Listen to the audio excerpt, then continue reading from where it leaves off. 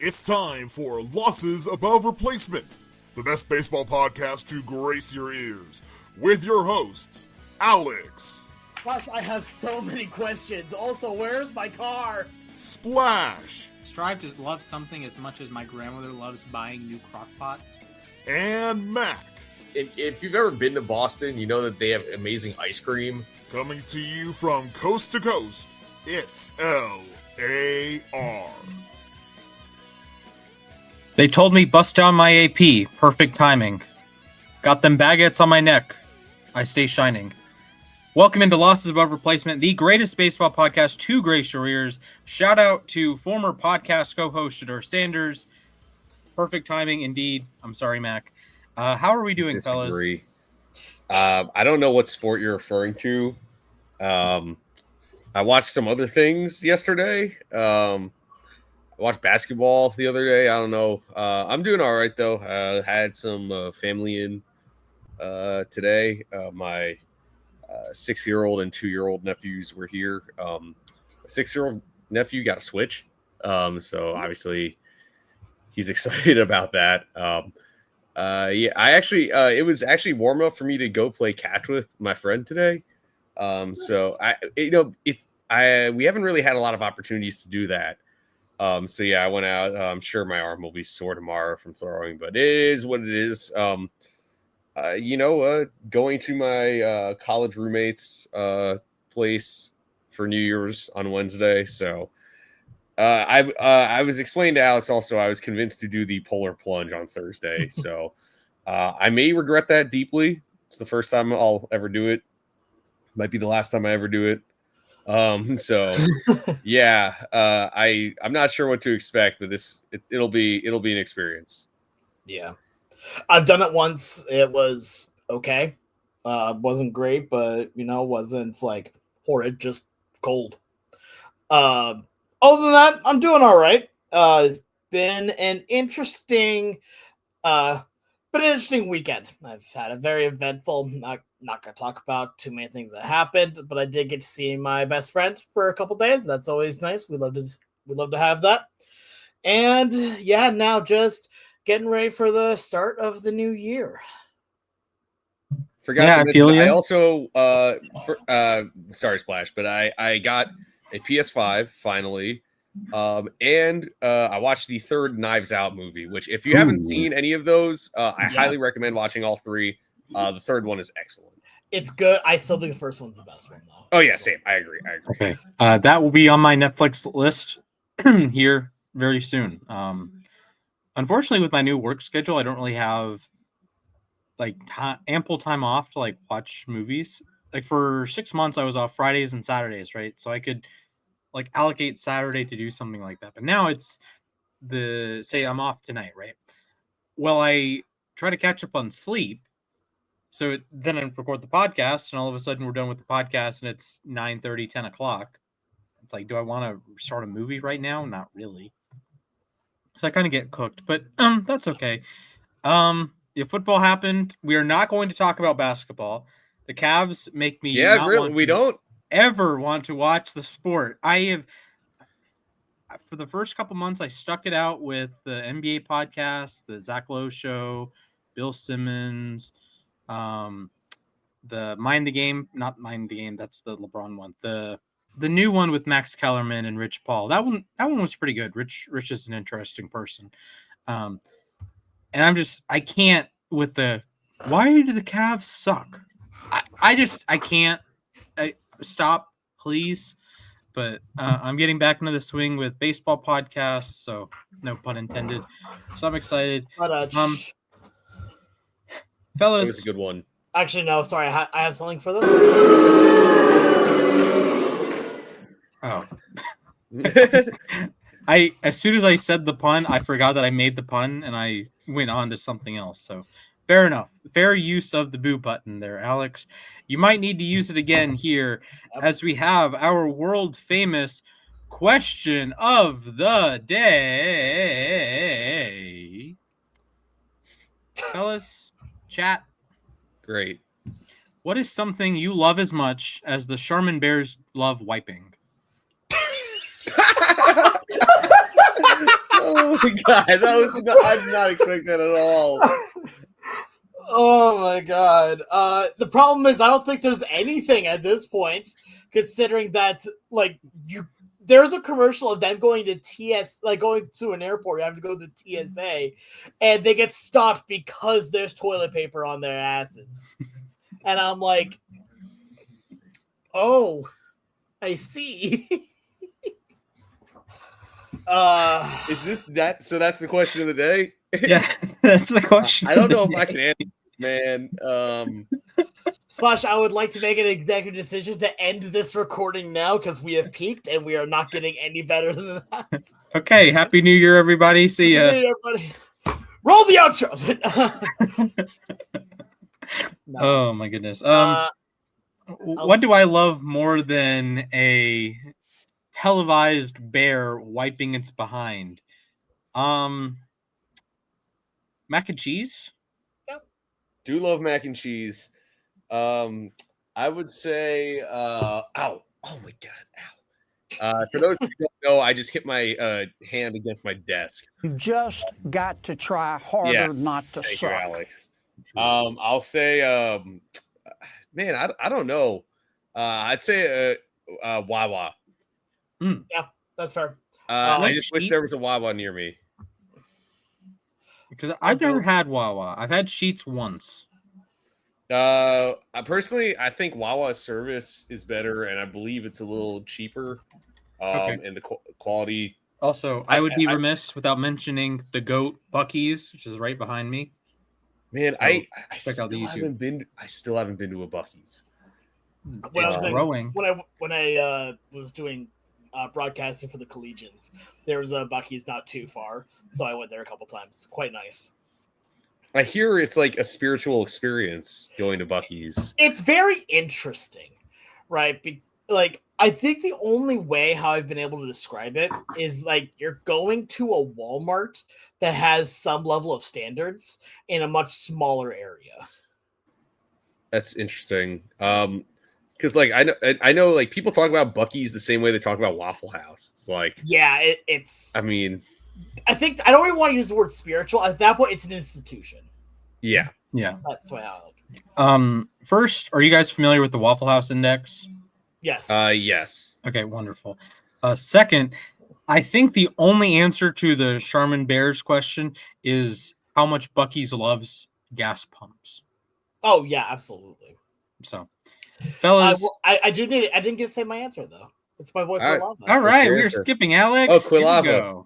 My boy here, and so all right, cool, good to know. So Splash has been immediately fired from the podcast.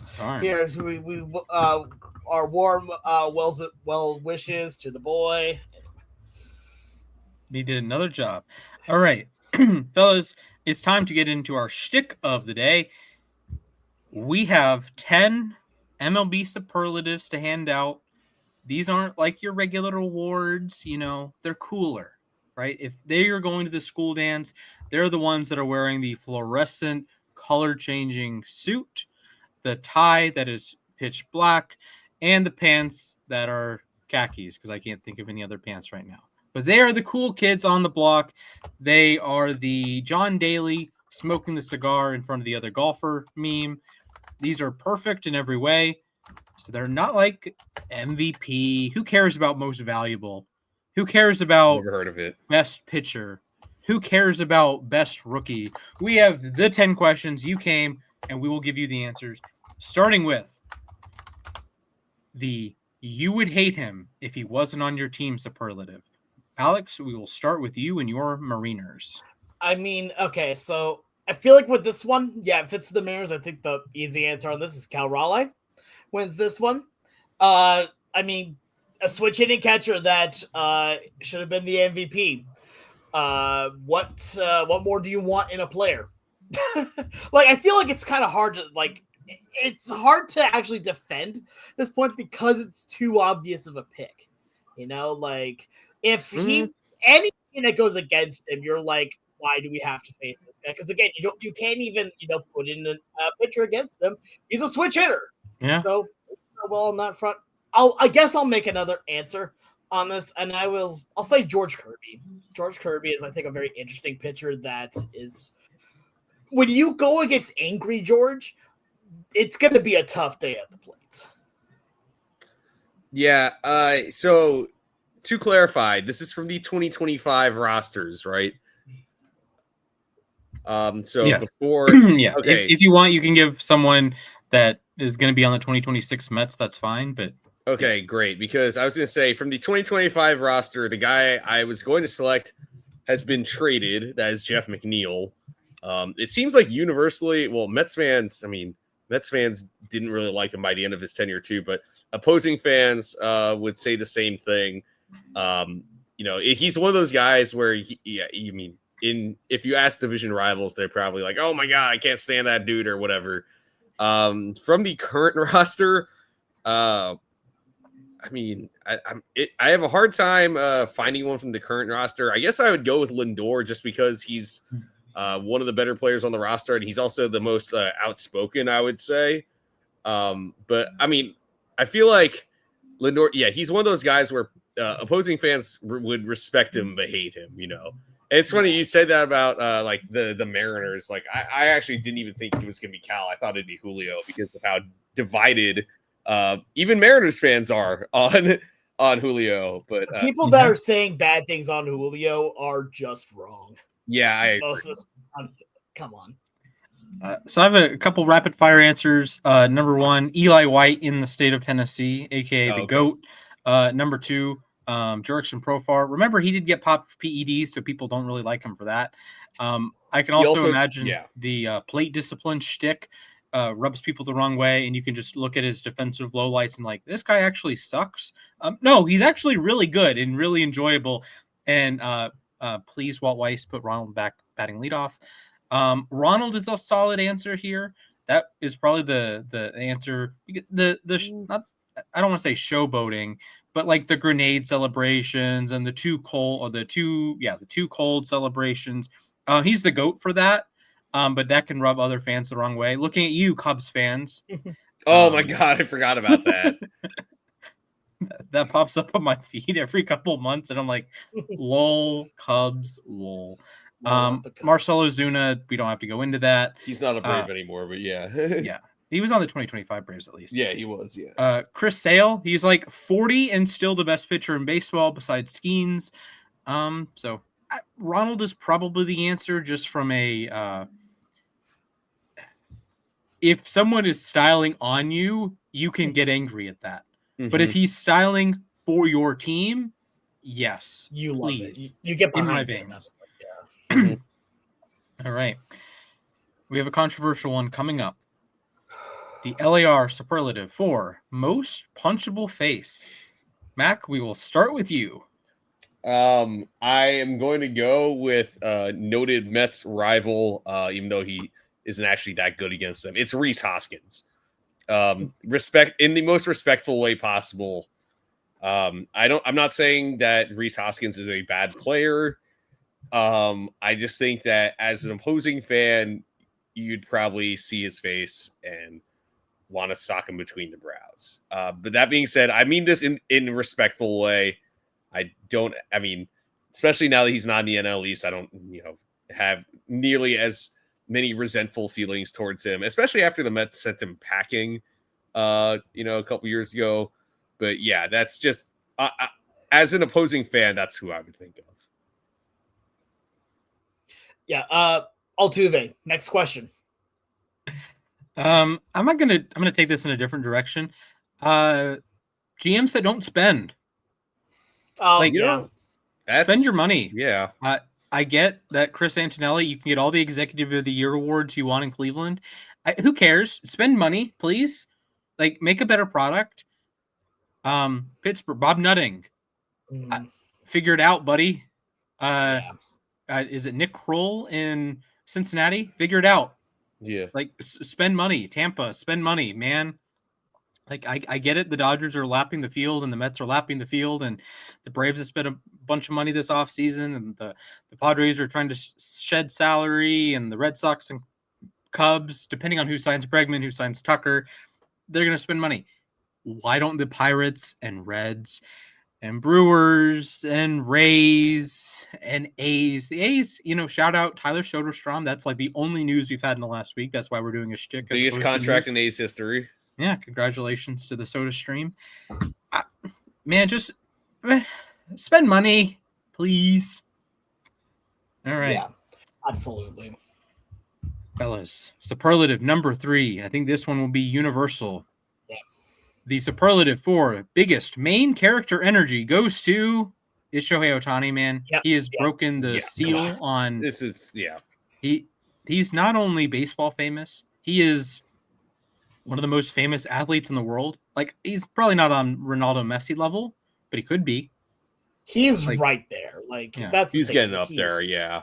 Like, if you did a Family Feud style name an athlete, Ohtani is in the top 8.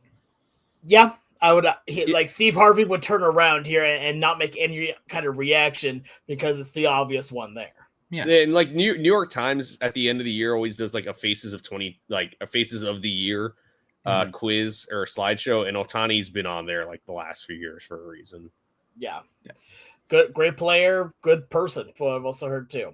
So I mean, we don't even need to go into this one that much. Like, when MLB itself has made a quote unquote anime starring Shohei Ohtani, MLB itself has said that this is the main character. The only other one that's close, I feel, at that point is what, Aaron Judge? Paw Patrol legend Aaron Judge. Paw Patrol legend Aaron Paw Patrol. There are actual Paw Patrol Aaron Judge trading cards out there.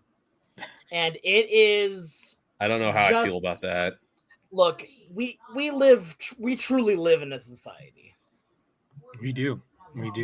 And we also live in a society that we will give out the superlative for biggest chaos agent. Alex, as the fan of the team that introduced fun differential into our lives and a team that won a 15-inning playoff game, who is your chaos agent of 2025? As much as I really want to say Leo Rivas, there's an even bigger name for me on this here, and that's Jorge Polanco. Polanco was an absolute menace at the start of the year there, even while hurt here for some, well, not hurt, but still recovering, I should say, and played incredibly well, and then went cold for a little bit, and right when it mattered most, got really, really hot again, and was the one that kept them in games a lot of the time. Made it so it was a lot harder for guys like Cole Young to actually get playing time because, well, you can't sit Polanco. You need him to play. So sorry, Cole Young, you're just going to have to sit for a little bit. And then, oh yeah, by the way, some 15-inning game happened that ended with a Polanco swing. So, pretty good here. I think it's Polanco to me. I'm going to go with another Mariner. I think it's Cal Raleigh.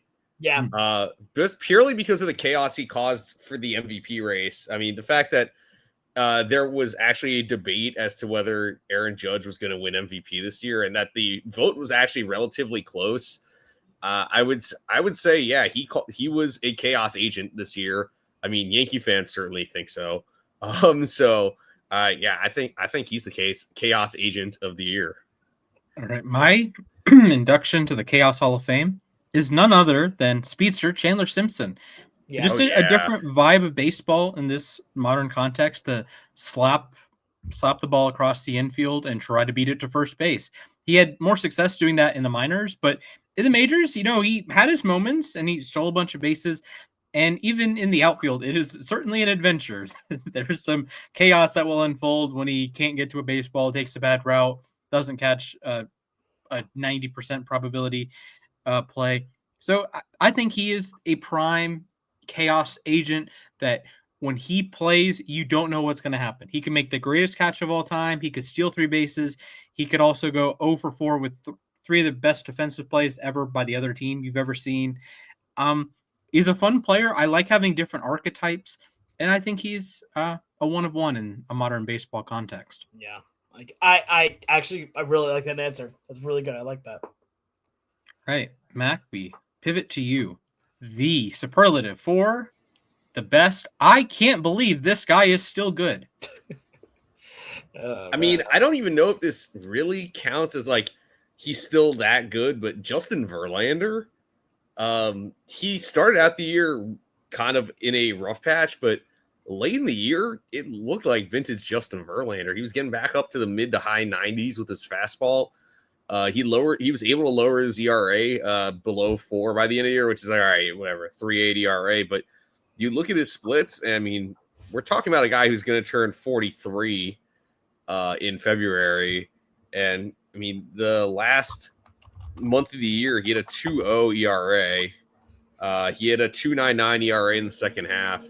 And earlier in the year, I was like, I don't even know if his body is going to let him finish the season. But I mean, I think he performed well enough to earn at least one more contract. Yeah, and I think that could be a fun Tigers spot or Astros spot. But honestly, he pitched well enough at the end of the season that any team could use him as a back end of the rotation arm. I'm not saying he needs to start playoff games for you, like a certain Max Scherzer started Game 7 of the World Series. He's a reasonable answer here, but I think Verlander should get a solid 1-year deal. Like 1 year, he was $15.5 million last year. So maybe 1 year, $15 million again, like the Charlie Morton deal. Not with the Braves in all likelihood, although they had the Upton brothers at one point, so you have the connection there. So my answer for the best, I can't believe this guy is still good, Chris Sale. He might be the best left-handed pitcher in baseball, and that is a testament to how good he has been. Scooble exists, I'm aware. Garrett Crochet also exists. Garrett Crochet. There are a lot of great lefties. Chris Sale is right there on a rate basis with all the lefties, and of course, he won the 2024 NL Cy Young. Just he's been unbelievable. He's into his upper 30s. He's been pitching since 2010 at the big league level. I'm in awe. They make the trade, the Vaughn Grissom trade, and I'm thinking, okay, he'll be a solid arm. Hopefully he stays healthy. And he's had 2 bad patches of health. He missed the end of the 24 season. Could have used him, and he missed a chunk in the 2025 season. But when he's pitched, it's a 2 ERA, and it's unreal. It's like vintage Chris Sale. You still get the crazy movement from the left side. The velocity is still there for the most part. The control's there. The strikeouts are still there. He's still as good as it gets. He might be in my top 5 pitchers moving into 2026. Imagine if you told someone that back in 2020. So, Chris Sale. All right, so I have an honorable mention and then my actual answer. Here, my honorable mention is Giancarlo Stanton. Giancarlo Stanton, he may be just a DH now only, because watching him in the outfield is like watching me in the outfield. It is not a good idea there. But, I mean, the guy can still hit an absolute nuke of a baseball. And he's had injury things. He's getting older. He can still hit the absolute tar out of a baseball. My actual winner for this superlative is Freddie Freeman. 36-year-old first baseman, and legitimately plays the game as good as he ever has. Like in his 16th season in the bigs, I want to be very clear. 16th season. He had an OPS plus of 141. There is, in his entire 16-year career, only one season did he have an OPS plus below 100. That was his rookie year here. And actually, not even the rookie year. That was the, hey, I got 20 games in. Okay, sure. Time. After that, immediately the lowest he has had after that point is in 2012 with a 113 OPS plus. That's the lowest he's ever been. Right now, the last 2 years, he's had an exact OPS plus of 141. So this dude continues to mash, continues to defy age, and is, in my opinion, still probably a top 3 first baseman in baseball. He's certainly up there. Braves fans will make you think that he's the greatest thing since sliced bread still. Yeah, I mean, he's still really good. Yes. And even with a surgically repaired ankle, like he's still a beast. Like, I want to point this out for a second, right? Here again, by the way, 16-year career, but anyway, he has been in the MVP conversation, receiving MVP votes every single year since 2018. Every year he has been in the top 25 with the shortened 2020 season winning the MVP here. But in those times, he has got MVP finish 4th, 8th, 1st, 9th, 4th, 3rd, 17th, 13th. Like, you're talking about a 36-year-old that was supposed to be just a one-dimensional player. He is one of the best in all of baseball. I feel like this is an easy, like, how is he still this good? And I think he's really secured himself as a Hall of Famer. I mean, this is a guy, I think he went from, I think when his Braves tenure ended, it was like, all right, he's probably on a Hall of Fame trajectory. But these last few years in LA, every year it feels like you're expecting greatness. And I think it's fair to say he's a slam dunk to make the Hall of Fame. I think at this point right now the question just becomes, is it going to be first ballot? Oh yeah, easily. Which, at that point, I think he should. Yeah, especially since it looks like he's not slowing down at all. I think he still has a decent enough chance to get to 3,000 hits. Which currently now. Yeah. I mean, here's the thing. Right now, he's at 2,431, right? So that means that if he was averaging, let's say his average on a season is 181. If he kept up that average here, he would need to play for what, 3 more years? 3, 4 more years? 3 and change. Yeah, 3, 4 more years, and he would break 3,000. And that's if he doesn't have, the big seasons here on this. Like, if he just... Like, if he plays out of his mind even one season and gets over 200, which I think is very possible considering that they're always going to pitch to him, I think he's probably the most likely next to get it. Yeah, and he has 2 more years with the Dodgers. I can't believe that it's only 2 more years. It feels like just yesterday that he signed the contract. Yeah, I remember getting off a plane in Atlanta, and I saw the double notification, Olsen being traded to the Braves, and then a few hours later, Freddie was signing with the Dodgers. It's a reasonable shot at 3,000 hits. Another underrated milestone, 600 doubles. Yeah, he should get that in 2027. Assuming, hopefully, we have a 2027 season. He should get that in 2027. He's 53 doubles away. Heck, he might get that. I was going to say, he could get that this year. He could get it this year. I would say he probably gets it like April or May next year. Also, it's Freddie Freeman. He will hit his 400th home run by the end of his Dodgers tenure. Oh, easy. Yeah. Like, he could get it this year too. Home runs. It'd be a long shot, but like he could 33 get home runs. I don't think Freddie's doing that. He hasn't had a 33 homer season since 2019. That was a juice ball year. Yeah. Otherwise, he only has one other season with 33 or more home runs. But I mean, he's going to crack 1,500 runs by the end of his Dodgers tenure. Or by the end of this Dodgers contract, 1,500 RBI. He's still stealing bases at times. Had 6 steals last year. He has a lifetime 300 average. It's impressive. So he's a great answer for that. All right, fellas. Our next superlative is the stat sheet liar. Who is someone that lies on a stat sheet? I honestly don't have an answer yet for this. So... Because, like, this is a weird, like, do you mean with this one that, like, are we talking, like, the metric ball type liar stuff, or are we talking about the actual stats themselves are not as good as they should be? I'm thinking maybe like a guy who balls out in low leverage but sucks when it matters. Yeah. So, sort of like you guys remember Kevin Martin? The basketball player? Yes. Who would score 20 a game, but his teams never won anything. Or Kevin Love on the Timberwolves, 26-12, but the Timberwolves were a 500 team or below, so it didn't really matter. Yeah, but that doesn't really work for baseball, though. I have an easy answer here, and this was the first guy that popped in my head.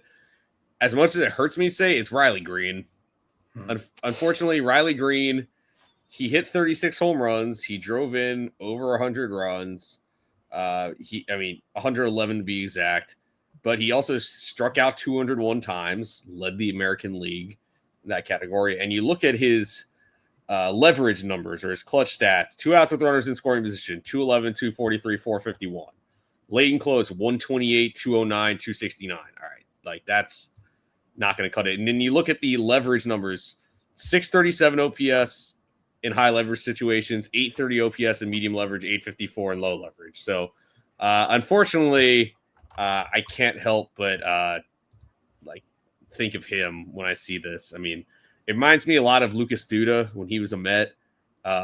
Obviously, I think Riley Green is a significantly better player than Lucas Duda ever was, but I look at these stats and I understand why Tigers fans get frustrated with him. I think he's an exceptional talent, but like it's hard to not get frustrated with those numbers. Sure. I'll stay in the AL Central. Salvador Perez, he had 30 home runs and 100 RBI. That sounds great. Like that sounds like a player you want to have on your team. He had 35 doubles. That was a career high. Just a 100 OPS plus because the man doesn't draw walks. He had a 284 on base percentage. Oh, that is quite atrocious. His defensive capabilities as a part-time catcher, part-time first baseman in the year of our Lord 2025 are questionable. Just listen, he's a great player. He's a Royals Hall of Famer. Easily, You can miss me with the overall baseball Hall of Fame talk. Oh, Nakayedi's not going to be happy with you there. I apologize. But when you have 30 home runs and 100 RBI and you are a league average hitter, that takes some skill. That genuinely takes some skill. This is not quite as bad as Rougned Odor back in the day. He'd have like 38 home runs and a 90 OPS plus, but Salvador Perez will get you the counting stats. I don't think he's still one of those top catchers, though. Like Cal, for example, 60 home runs is a different beast. But like Cal can have a 30 homer season. He still walks a lot, even though he strikes out a lot. Like the stats for Cal before this year would look similar to the 30 home runs and 100 RBI. But the ability to walk and the excess power really helped out like the OPS plus numbers, even if the batting average was lower and even if you had a lot of strikeouts in there. And Salvi isn't like some crazy strikeout artist. He's over 100, but not significantly over 100 every year. But I don't know, just one of those players that I think in a different time would be much more appreciated. But in this era that we have OPS and we have OPS plus and we have defensive metrics, we can point out the flaws in a player like Salvi. It's 95 WRC plus, by the way, and only a 0.5 F4 because he's a well below average defender, and only 0.4 Baseball Reference War. And Baseball Reference War is a much bigger fan of his. Yeah, so I'm actually gonna take this in the opposite direction. That the liar is that he's actually better than what the stat sheet shows here, and I'm gonna go with one of the newest Mariners in Jose Ferrer. Like as I look at, can agree with that. We take a look at what he did 2024 and in 2025. Here, he had what people would look at and say that he got worse. He had a year where it's like, okay, is he actually that good? But you got to take a look at it a little bit deeper here. He over doubled his workload here from 2024 to 2025, going from 31 games to 72 games here, and going from 32 innings to 76 and a third innings. Here, and even then still kept the FIP at 3.03 here. And this is on a team here, mind you, again, that did not have really any pitching help the entire season, really.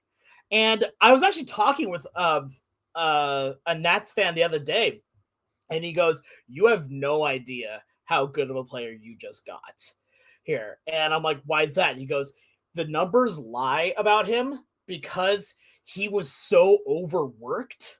Here on the team, they were using him a lot more. He was their only leverage guy that they could go to here. And because of that, he was in a lot more situations and overused to where he was going to fail. So, and even in those 72 games, he still had a strikeout to walk ratio of 4.44, which isn't the worst. It's also not the best, but it's solid. 8.4 strikeouts per nine is not bad either. Here, this is a guy that right now you take a look at him and he, on just paper, does not look like he has done anything. Like he matters. He looks like a below average reliever. You take a look at why he was at that in the situation that he was at. I think he's going to have a big bounce for 2026 with Seattle. But again, it comes down to just he's not going to be as used. So the stat sheet lies just a little bit. Yeah, I like that. And relievers are in a tough spot because it's a inherently small sample size that even a heavily used reliever in 2 seasons, they'll have as many innings as a starter, like an average starter would have in 1 season. Or if you think about like the high-end closers, the Gambling Man, the haters, Iglesias, Diaz, they're not going to pitch 100 innings or 80 innings. They're going to pitch like 60 or 70 super high quality innings, but it's a little bit different than like a middle reliever or a Ferrer type. That's the only realistic name on that national team after you get rid of Harvey and Finnegan and the rest of the crew. And it can be a tough job. And all it takes is one or two bad outings. I've mentioned Raisel Iglesias was unbelievable in the second half, had allowed one bad pitch to the Yankees, happened to be a grand slam. That was basically the only runs he allowed for 4 months. But it's 4 runs because it's one swing, but it happens. All right, fellas, heading into the home stretch here.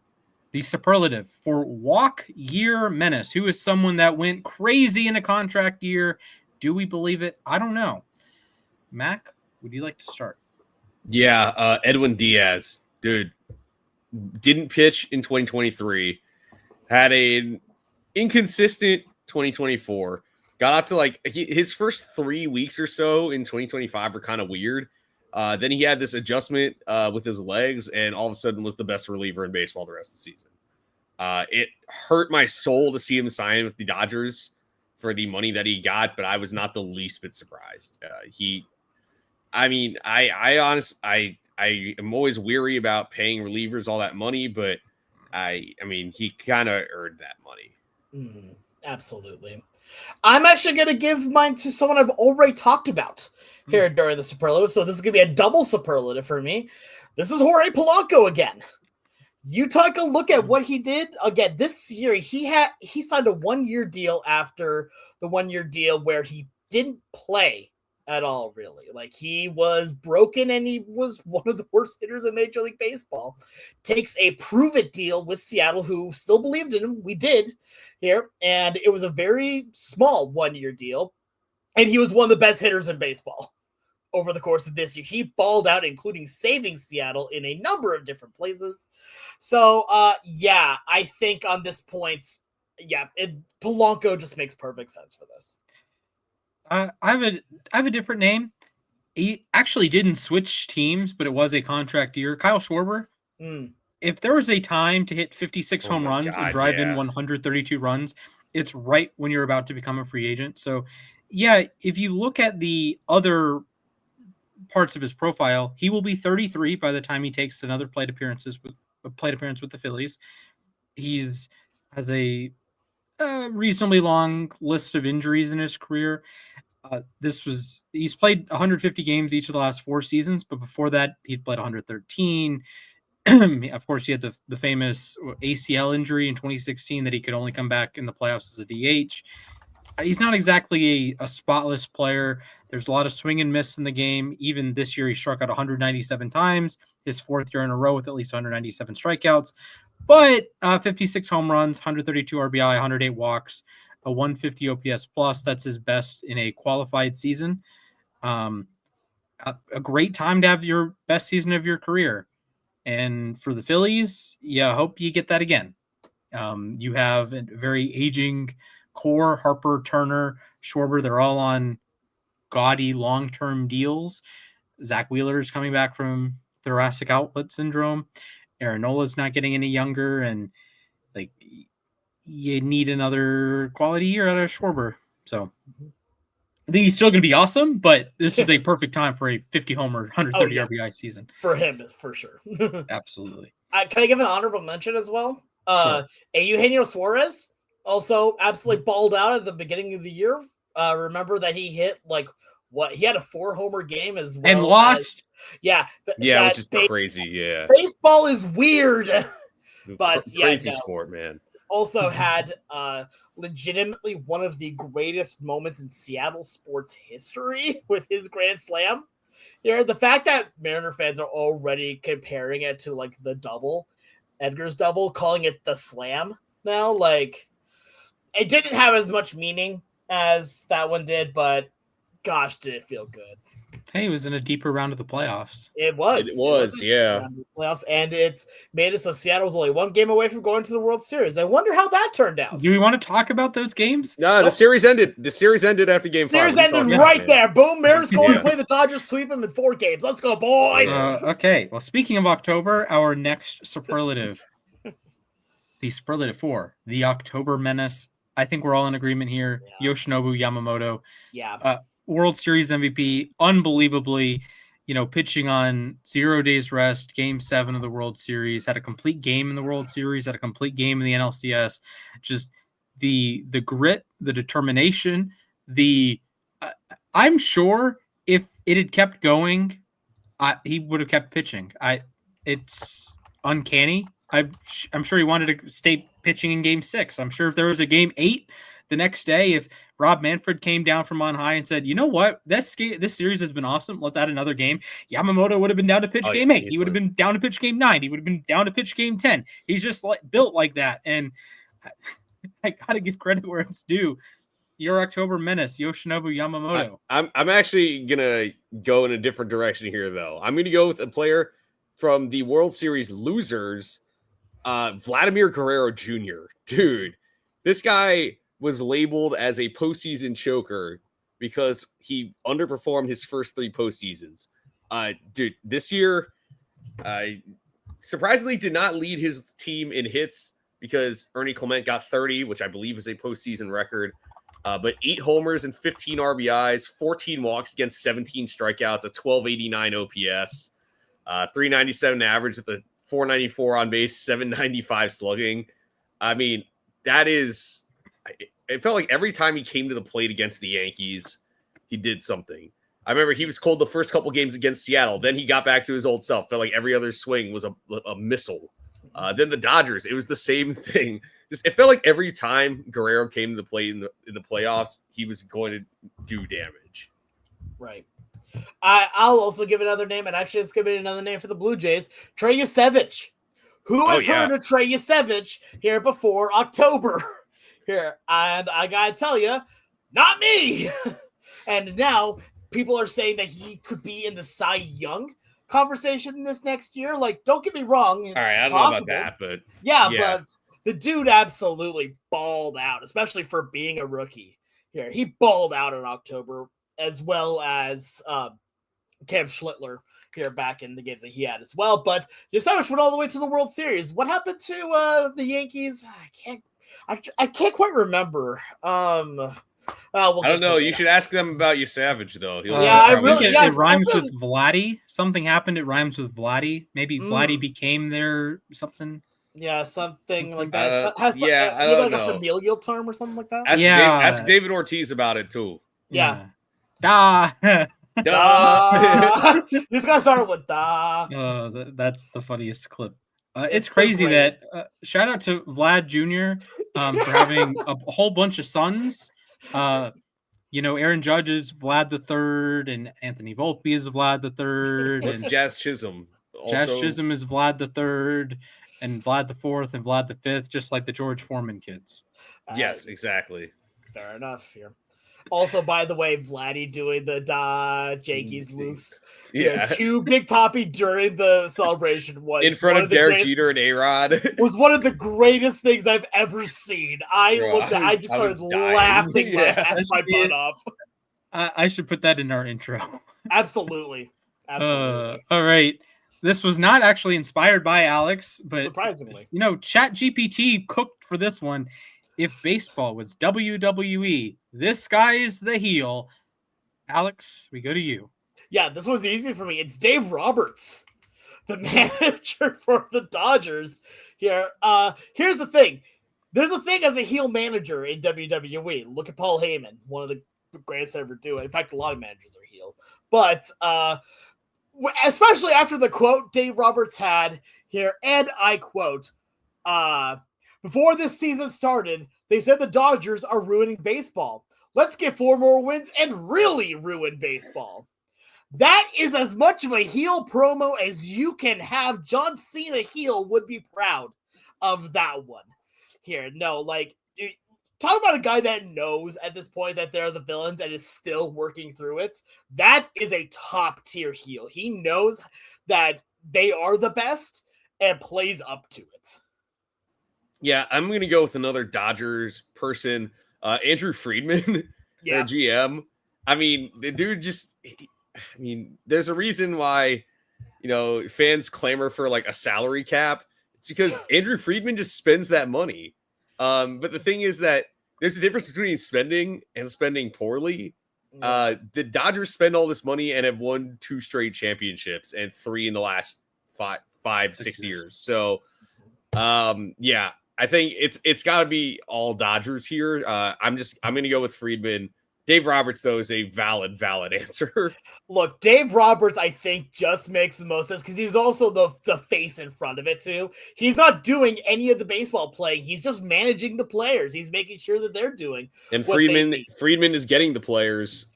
Friedman is the heel authority figure here. That's like at the top of the list that everyone has a problem with. They keep the real answer here is the Dodgers team construction crew that installed the bathrooms for Roki Sasaki. But I'm going to go in a different direction. I think the answer here is Aaron Judge. He is a perfect brick wall to argue against. We had the Cal MVP debates this year. We had the Bobby Witt Jr. MVP debates last year. We had the Ohtani debates in 2022. He just stands there he's a Yankee. He's a very Derek Jeter-y Yankee that he doesn't provide the media with anything to talk about. Well, Jeter had his off.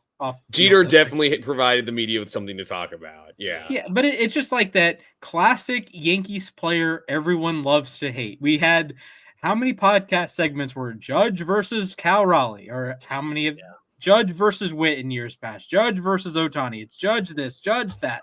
And Judge is always at the center of attention, and he is always the big bad, if you will. And importantly, he never wins. We've seen the playoffs. We've seen dropping the ball 2 months early.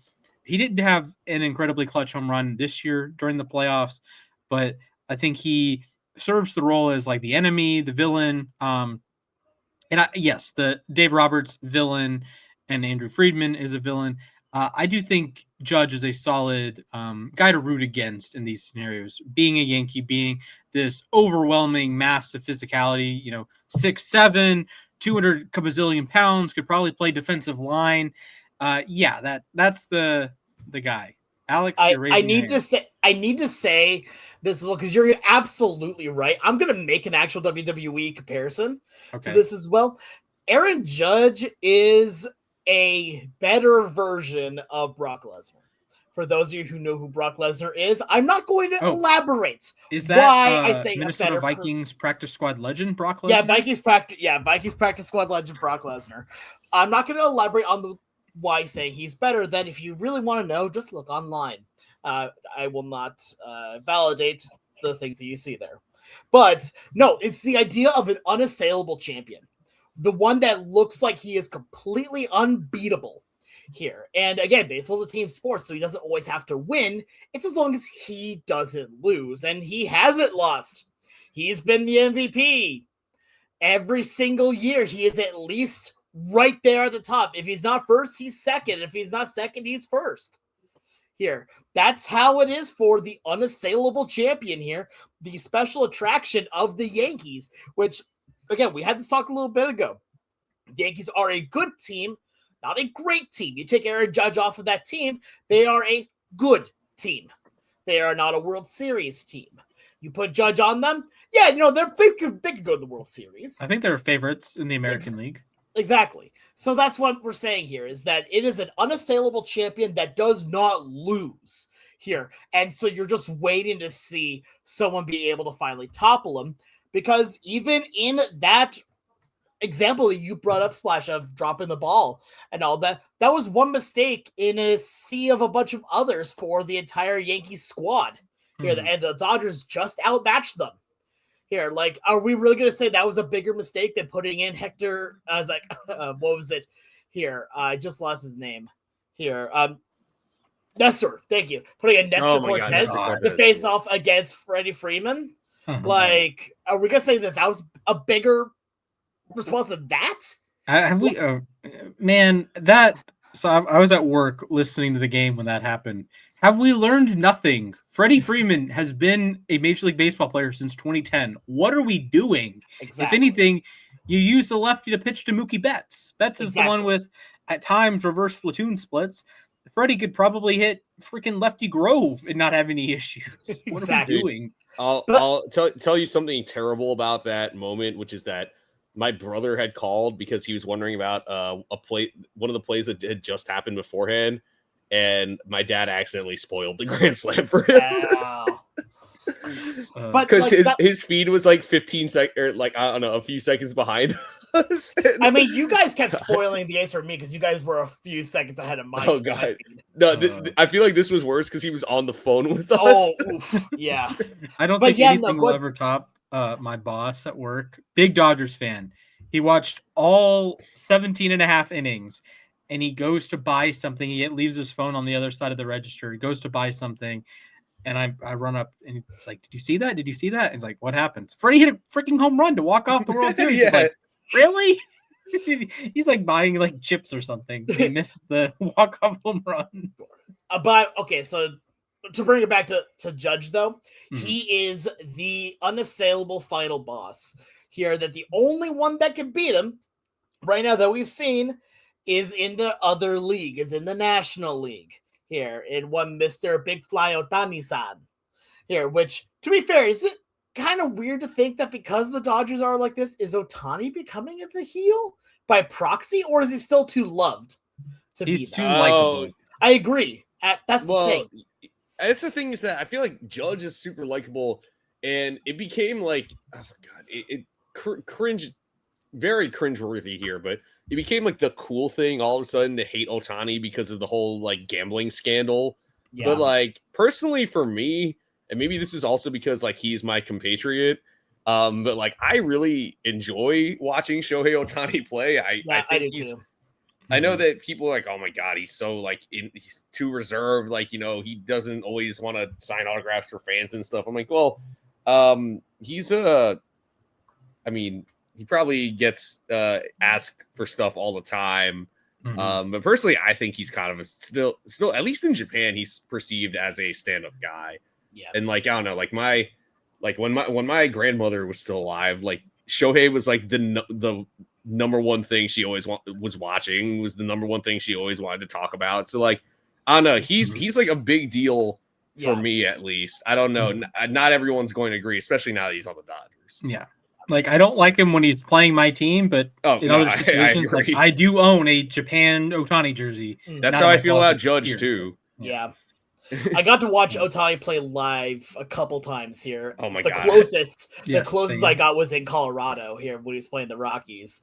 And just watching him play baseball was like, oh, that's why he's this good. Seeing him play for the Angels, I know that he had like it was a game he started on the mound, and he didn't have like a great outing, but he was a home run shy of the cycle, and he flew out to the fence in his last at bat. Like watching him pitch and hit, and then I remember he came in, faced Kodai Senga in at Citi Field, and he was like falling down. He lost his balance and ripped the ball like 116 miles per hour off the fence. I'm like, dude, this guy, what can't this guy do?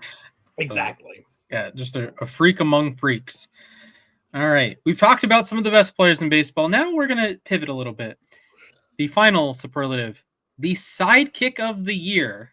Alex, we go to you. Yeah, I'll go first here on this, and I'm going to go back to Seattle on this one because it's me and I like doing that. I go with Gabe Spire. Gabe Spire is one of the biggest unsung heroes that we have seen here in the entire 2025 season, I think.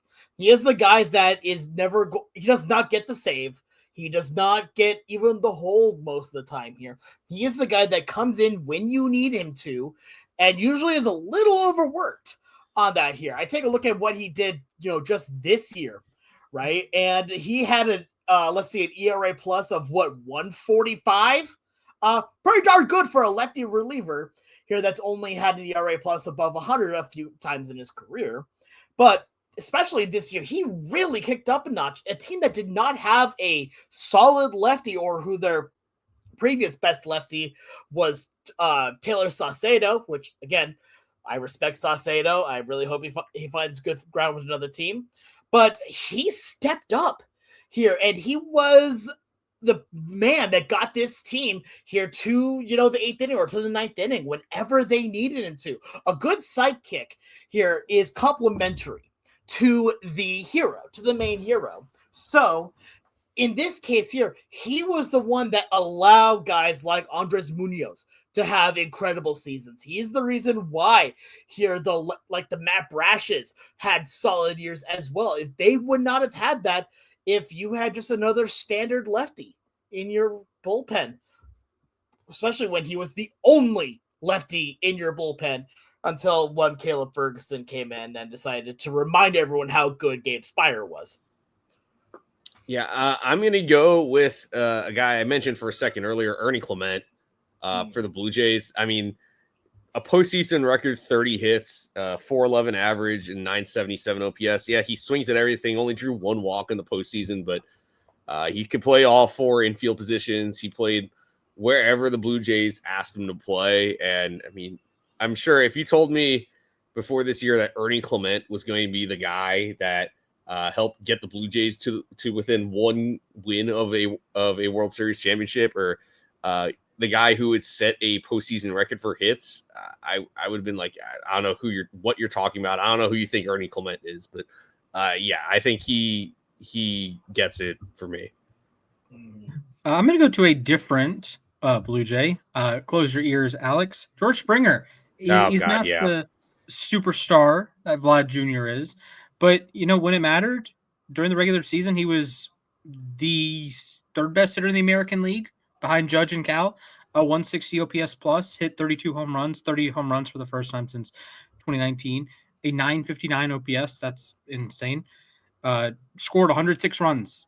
I think that's a perfect sidekick quality, that you score a bunch of runs or you're driving in your buddy a bunch of times. He had 84 RBI on the season. And then in the playoffs, 19 hits in 16 games, 10 extra base hits, 10 RBI, 14 runs scored, and 899 OPS, which, as good as Springer is, that did actually raise his playoff OPS, a legend in the playoffs. And of course, one of the most impactful swings in the history of the sport in Game 7 of the ALCS. When it came down to it, he was the guy you trusted. He, with Vlad and Ernie Clement, that they had this triumvirate of Guerrero's the forward-facing superstar, one of the best players in baseball. Springer is this wily veteran, a former disgraced champion, and Ernie Clement's the the hot shot, bing, bing, bing, bing, spraying hits across the infield and outfield. So they formed quite a trio, and surely they won the World Series with 3 elite players in the playoffs, right? Surely. Good effort. Yeah. I hate that you made me relive that moment, by the way. I'm sorry. No, you're I lived that moment in the work bathroom watching or following the game on Sleeper. Or maybe the MLB app. I use Sleeper a lot more now, but regardless. Those are our superlatives. Let us know who your baseball superlatives are. This podcast will go up Tuesday, December 30th. So you have plenty of time to get in your end of the year superlatives. You can tag us on Twitter at LAR_baseball, Instagram LAR_baseball, YouTube comment section. Spotify, I think, has comments we can look at. You can send us questions. So yeah, fellas, we go from superlatives to a trivia about superlaties. Oh, great. All right, here we go. All right. Instead of most likely to do such and such, like most likely to succeed, most likely to, become president, I have a different version of most likely to. Okay. Alex and Mac, I am going to give you a baseball stat in the phrase of most likely to blank in the 2025 MLB season, and you tell me the player that was most likely to do such a task during the season, also known as the league leader in that stat. So, for example, the most likely player to hit a home run, both on a volume basis and a rate basis, was Cal Raleigh. 60 home runs, 9.9 at-bats per home run. sorry, Alex, that is no longer an effective answer for you. So, fellas, are we ready? Sure, let's go with this. All right, Mac, Let's do it. please choose a number between 1 and 25. 17. Alex. 24. The answer is 17. Oh, let's go. Yeah, good job. All right. Mac, would you like to go first or second? I'll go first. Sure. All right. The most likely player to score a run. Shohei Ohtani. That is correct. 146 of them. That's ridiculous. That is absolutely insane. Helps when you bat leadoff and hit 55 homers, but that's ridiculous. Sure. And still fewer than Ronald had a couple years ago. Alex, most likely player to get a hit, or in terms of total hits. Oh, who was the hit leader this year? I'm going to go with, was it Aaron Judge? I'll give you half credit. Judge did lead the league in batting average, so on a rate basis, he was the most likely to get a hit. To steal the point, Mac, who led the majors? I know the answer, I think. Bobby Witt Jr. That is correct. Bobby Witt Jr. All right. Mac, who was the most likely player to strike out? James Wood. That is correct. He's getting close to the strikeout record. Yeah, 221. Not great.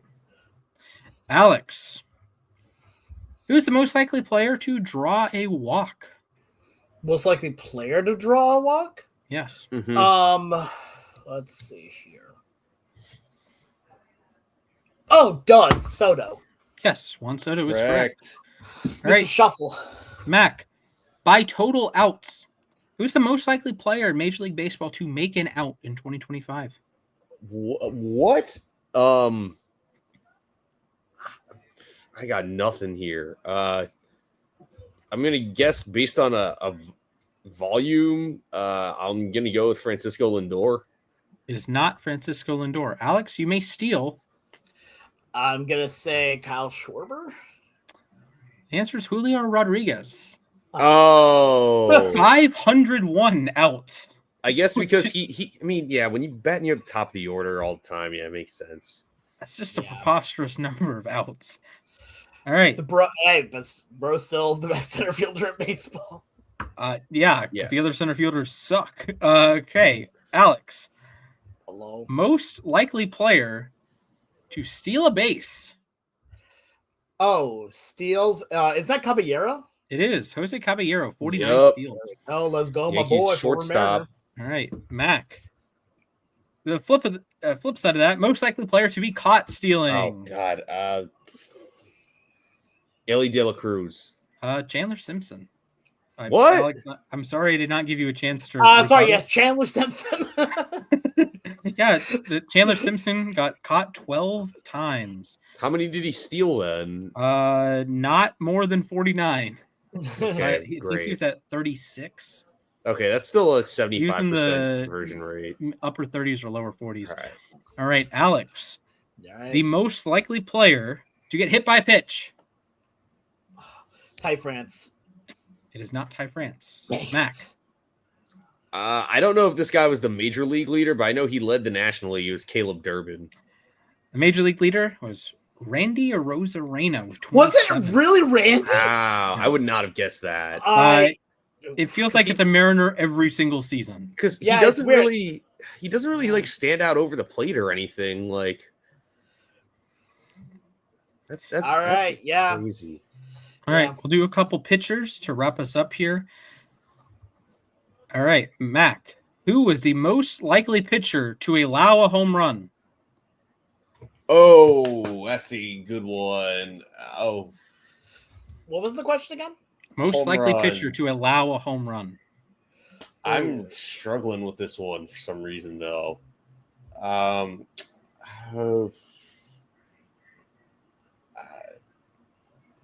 actually don't know if I have an answer, so I'm just gonna guess Joe Ryan. It's not Joe Ryan. Alex, do you have a guess? Yeah, I'm gonna go with a guy that I know kind of struggled this year. Here's Zach Gallen. It's Jake Irvin for the Nats. Oh, 38 ding dongs allowed. Yeah. I saw him All give right. up like 3, I think, in a game. Like, yeah. Yeah, that'll happen. All right, Alex. Hello. Most likely pitcher to record a win Oh, based on It's number of totally- wins. So, obviously Paul Skeens, right? He's on a great team. Surely. No, assuredly, it's got to be. No, I'm gonna go with Christopher Sanchez. It is not Christopher Sanchez. I have the answer. All right, It's another Mac? lefty. It's Max Fried. It is Max Fried. 19, right? Yes, 19. All right, I believe we're tied. Who's counting? I don't know. I haven't been. All right, Mac. By win-loss record, most likely qualified pitcher to win a game. Oh, wait. What? Qualified pitcher? Yeah, qualified in terms of decisions. Oh my god, I have no idea if I'm being honest. I'll take a wild guess. I'll go with Scooble. That is not Scooble. Dang, Alex? Scooble was my guess too. I'm gonna go Nick Pivetta. It is not Nick Pivetta. It is actually Quinn Priester. Oh my god. Oh, right, I knew that. He was what, 13-2 or something? An 812 winning percentage. Oh my gosh. Oh, so he's That's- 13-3, I think. All Yeah. right. Yeah, shout out to NFL math. All right, Alex. Hello. The most likely pitcher to record a save. Oh, who got most saves this year? 'Cause I don't think it was Munoz. Oh, I'm gonna go Munoz. It is not Andres I have the Munoz. answer. It's Mac? Carlos Estevez. That will tie it. He had 42 for the Royals. Oh wow. Yeah. All right. We'll do one more round. Both of you just can go back and forth with answering this question. The most likely pitcher to finish a baseball game. Ooh. Oh, I think I got this one. Sure. Is it Andres Munoz? It is not Munoz. Oh, Okay. I'm going to go with. Trying to think. I'm gonna go with Edwin Diaz. It is not Edwin Diaz. I'll go with the other National League closer, Robert Suarez. It is not Robert Suarez. What? Ooh. Okay. I'm gonna go with Aroldis Chapman. It is not Aroldis Chapman. What? Oh, is it Razel Iglesias? It is not Iggy. What? Is it?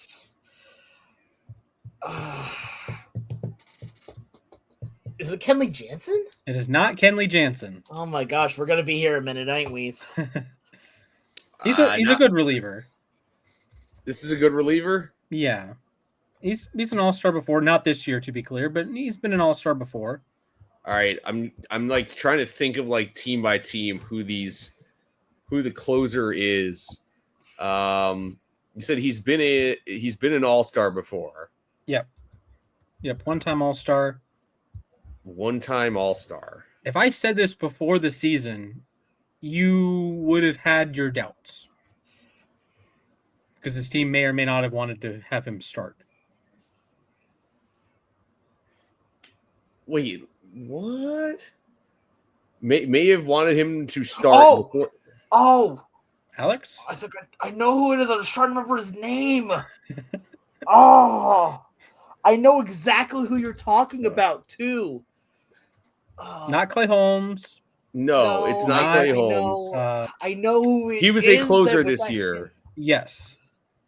He had more than 30 saves. More than 30 saves this season. Yes. He actually had more games finished this year than his entire career previously, actually. What? Yeah. I know who it is. I'm just trying to figure out the name. Yeah, I'm like trying to. He failed a physical. Jeff Hoffman. Yeah. That is Dang it! correct. That's Jeff actually Hoffman Failed a physical. He failed 2 physicals. Yes. He saved. Okay, He finished 59 games, over 1/3 of the Blue Jays season. Say because he failed the physical with Baltimore, he failed the physical with Atlanta, and yeah, I don't remember him being considered to start for Toronto though. I know that he was going to sign with. I think both Baltimore and Atlanta. He was going to be a starter. Start. Yeah. But he was just a closer in Toronto. He wasn't that good of a closer, but he peaked at the right time. Yes, much better than Mr. Cheese himself, who's now a member of the Angels. I'm trying to remember who was that hard throwing sinker baller that used to be with the Cardinals. Hicks, Jordan Hicks. Yes, Jordan Hicks. That's what I've been thinking of the entire time. Because I know that trying to make him a starter, I'm like, why? Because he throws 102. Because he throws 102. And there's all that talk about Mason Miller becoming a starter. I'm like, why would you do that?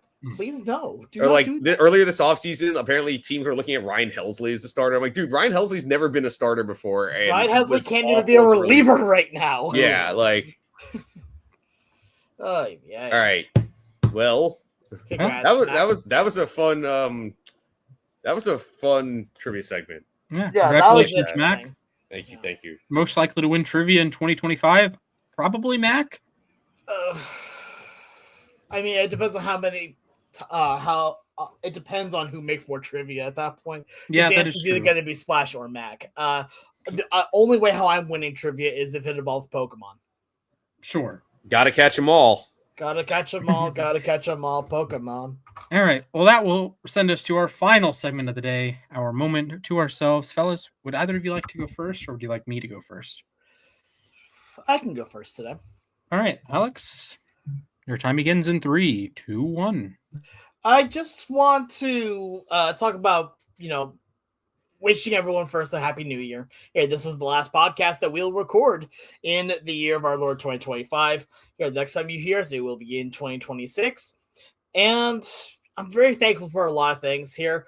I'm thankful for the friends that I've had here. I'm thankful for having 2 amazing co-hosts that even though we bicker and we joke and all that, I'm honestly truly thankful for both of them for letting me continue to do something that I truly love. Also, I guess spend just a moment talking a little bit about just saying yes when given an opportunity to do something that you may not have been expecting to do. Here, one of my best friends, their birthday is on Christmas, is on December 25th, and I didn't have any plans. Our family, we had some plans, but they fell through, so we were just gonna be chill. They invited me as a last second thing to go to Dave & Buster's, and I'm like, yeah, sure, why not? I'm okay to drive, an hour plus to go and see them and go celebrate the birthday as well as the holiday. I went there, had an amazing time with them, had enough tickets to get an autographed baseball, and I got Shohei Ohtani's autograph somehow. I guess it was just meant to happen, but you know what? It wouldn't have happened if I just said, nah, I'm just going to stay home today. Just, if something speaks to you, go for it. That's the mantra of this. That's dope, by the way. Fair. Yeah. Yeah. There's a full story that goes. Yeah. There's a full story that goes with it. I'm not going to bother going into it on podcast because we're already over time. Sure. But yeah. All right. Speaking Mac, of overtime. would you like to go, or do you like me to go? You can go. Sure. All right. Count me down, fellas. All right. Your time begins in 3, 2, 1, begin. I think you know what I want to talk about. I'm not actually going to talk about that. I'm going to talk about some 2026 plans. I'm making a personal 8x8, or it's technically 9x9, but it's this Japanese style box method. I was introduced to it by Shohei Ohtani. He had as a kid, he made this how to be the best baseball player in the middle, and it had 8 major goals, and each major goal had a minor goal. So I'm working on that. I'm excited to finish that up in the coming days and work on that for New Year's. I have a new standing desk coming in with a treadmill that I'll put underneath. So when I'm typing away on my articles, I can get get work done, both physically and job wise. So that's exciting. And I can adjust the desk so I can do it for the podcast. So I'm excited for 2026. 2025 was a horrible year. I want it to die. And guess what? It'll be ending here in about 48 hours, 50 hours from when we're recording. So yay to progress. I mean, I personally am not like, I didn't hate 2025. A lot of good things happened, at least on my end here, but I understand why a lot of people would not like it. Not a good year, but 2026 will be better. We can only hope. Yep. Hopefully it starts in early January. All right, Mac, your turn. If 2026 does not start in early January, I think we've got bigger problems to worry about than the start of a new year. I think we have to worry about the end of the apocalypse. It's like the end of the world of the coming apocalypse. Fair point. All right. All of a sudden it's February. Yeah. The calendar flips from December 31st to February 2nd. We find the glitch in the Matrix. Yes. It's like if you scroll far enough back in your calendar app, if you have an iPhone, it'll just skip time. Oh, yeah. Absolutely. Because they swapped between the Gregorian calendar and the Julian calendar, vice versa. So, have you seen that? There's a clip that's been going on social media recently of this ping pong match, table tennis match that's going on, and the judge tries to flip the number to go from 1 to 2, and it just keeps going back to 1. Here, no matter how many times he tries to move it and change it and shift it, it always still stays at 1-0. Here, and I'm like, that feels like the same glitch in the Matrix. I haven't seen that one. That sounds like a good bit. It's pretty funny. All right, Mac, up to you, pal. All right. 3, 2, 1. Yeah, I'll talk about the one sports team that's not driving me insane right now. It is weird saying this. I said this to my friend yesterday. The Knicks are my saving grace right now, which is impossible. Literally, I said this.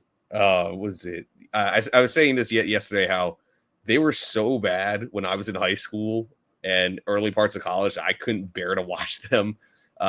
Getting me to watch their games was like, I would mostly watch whatever was on national TV.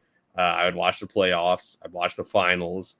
But shout out Mike Brown. It turns out that firing Tom Thibodeau was the right decision.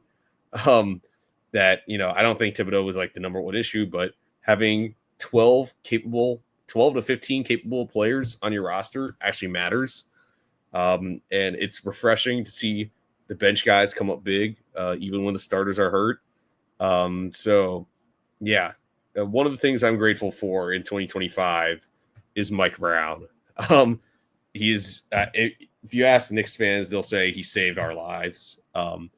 Maybe the ceiling is a little more than a conference final exit this year.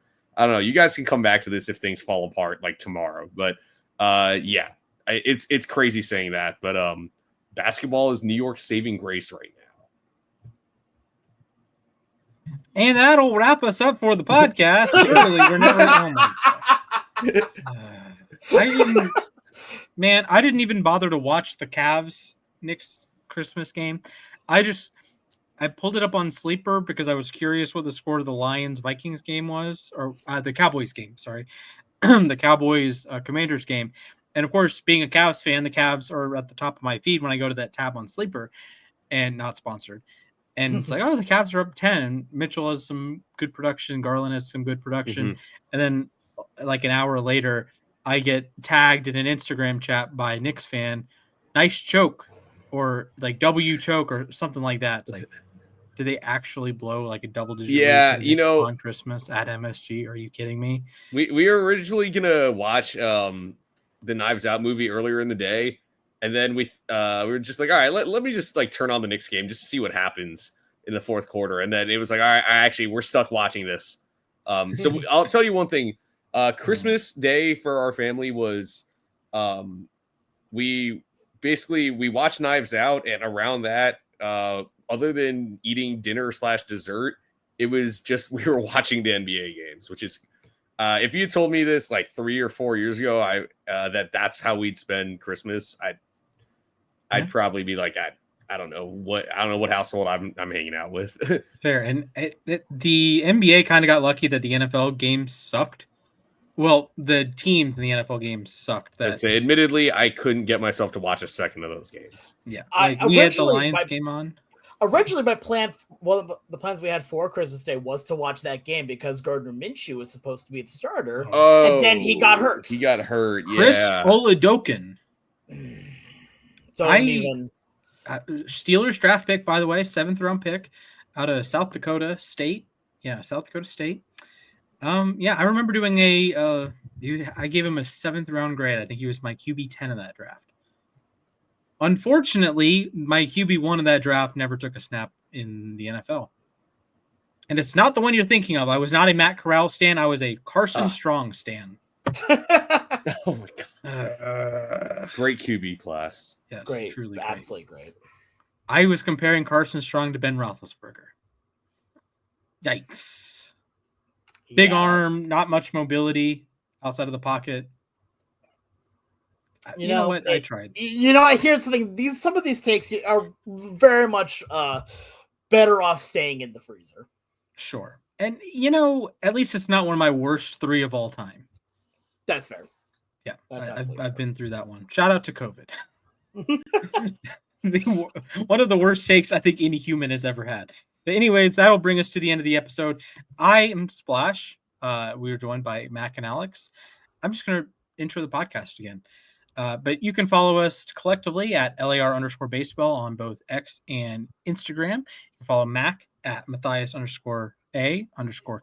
You can follow Alex at the Sports Guy 242. You can follow me at Mr. Splashman 19.